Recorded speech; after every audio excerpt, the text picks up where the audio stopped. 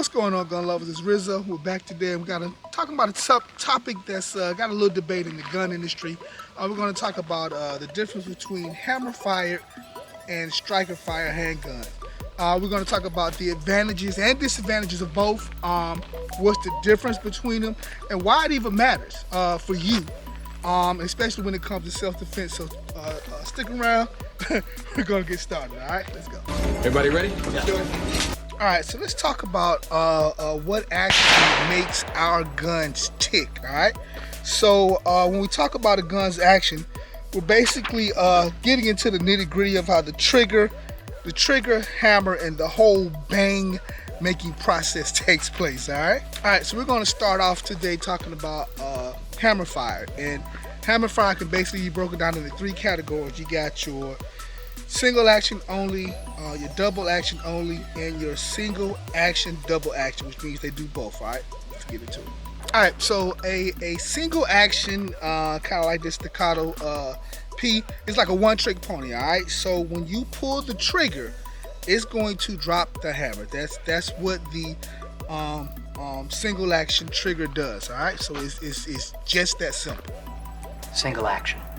You got a lot of popular guns that are single action. This one, the SIG 226 Legion, and I believe the CZ Shadow. Those are like single action guns. Like I said, basically, hammers down. When you put a round in, basically that hammer is down, and if that hammer was up, it's not going to pull the trigger. It's only going to pull the trigger when the hammer is down.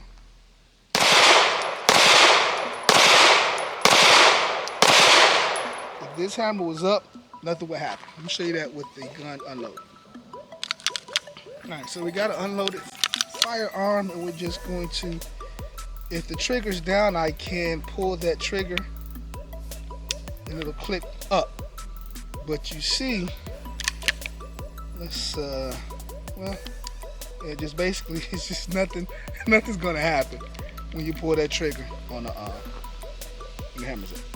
Alright, so now let's talk about double action. Double action is different from single action, where with a double action, what it does is when you pull the trigger, it's going to drop the hammer, reset it, bring the hammer back up. So every time you're going to drop the hammer with that trigger pull. So it's doing two things with one trigger pull, double action.